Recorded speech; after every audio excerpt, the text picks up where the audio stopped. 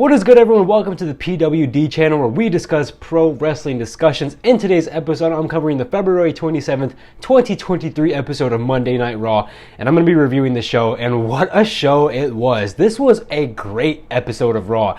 I was not a fan of last week's episode of Raw, but this week's episode, I thoroughly enjoyed pretty much the entire show. There's so much to talk about. I don't know what I'm going to lead off with, but I guess I'll just lead off with the main event because Becky Lynch and Lita just won the women's tag team titles.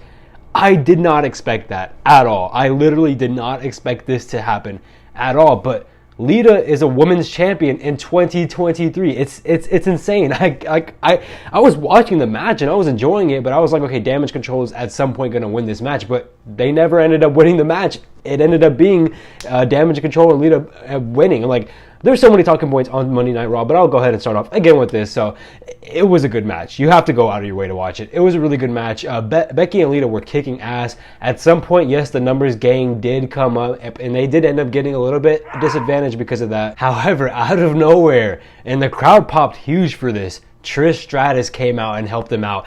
Even the numbers game, they got a little 3-on-3 action going on there. It basically became a 3-on-3 action with Trish Stratus and Bayley fighting on the outside. Trish Stratus, sorry. But they fought on the outside. Stratus got the better of them two. And it ended up going Becky and Lita's way. And Becky and Lita are the new women's tag. But the fact that I'm saying Lita is a champion in 2023, it's awesome. It's amazing. She did her work in this match, though. She still looks great all these years later. She still works great. Becky, of course, works great. Damage Control did their part. Trish Stratus did her part. Like, this was just a wonderful match altogether. I thoroughly enjoyed this entire match. And that's not the only big thing and not the only big match that happened on tonight's show. We also had the Bloodline versus the Street Profits, which was a good match. I really, really enjoyed this match. There was a little promo beforehand. The Street Profits kind of making fun of Jey Uso not being there and making fun of the fact that the Bloodline has so many cracks in them, and they dissed Jimmy and Solo. A lot of stuff happened there, and I could tell that by Jimmy and Solo coming out, WWE sowing those seeds, trying to make the crowd think like, hey, Jay might not be a part of this at all anymore. This might become a Jimmy and Solo type thing, and Jay's just left out here completely. So there was, sowing more dissension and more cracks within the Bloodline. Solo ended up getting the win with the Samoan Spike. It was a good match. I really enjoyed that match as well. Good way to kick off the show. I did not expect the Bloodline. I don't check the cards before the matches or before the show starts. I like to be surprised by what's happening. So I didn't expect the Bloodline to be here tonight, but it was Jimmy and Solo Sikoa together as a tag team, and they defeated the Street Profits. That was cool. We also had Brock Lesnar on the MVP's VIP lounge. This was a good segment as well. The segment ended in such a funny way. Brock Lesnar, if you didn't know already, Brock Lesnar actually did accept the challenge to fight Omos at WrestleMania. Not too sure about that match, but I trust Triple H. I trust what he's doing. I think it could still become a good match somehow. I don't know how, but with Omos's in-ring work, I don't know about that. But nonetheless, this was a good segment. Brock just said he wanted to come out. He wanted MVP to sell the fight to him because he doesn't really care about this match. Sell the match to me. Sell the match to the crowd is what Brock said.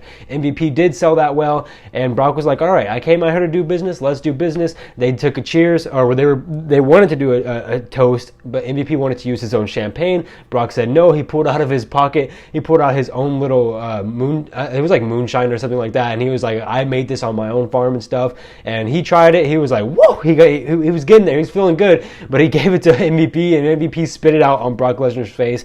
Brock earlier in the night said that he would not suplex MVP at all. He has his word, but he did F5 MVP, which left with a funny image of MVP laid out like next to a couch. It was hilarious. It was a funny segment. Again, not too sure about this match, but it was still a good segment in my opinion.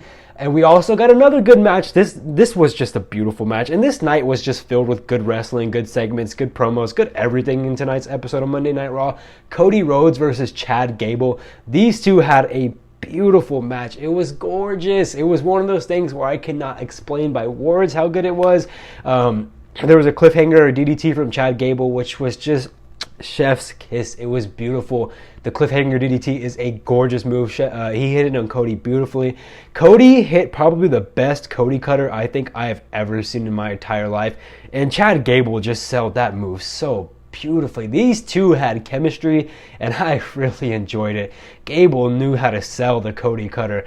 Cody also hit the crossroads, which Gable sold just excellently. Like, it was just a beautiful night of wrestling. In this match specifically, it was beautiful. The moves were performed to perfection. Just a beautiful, gorgeous match. Cody ended up winning, of course. After the match, he said, I'm gonna have a face-to-face basically with Roman Reigns this Friday. So on Friday Night SmackDown, we will see Cody Rhodes and Roman Reigns in the same arena together.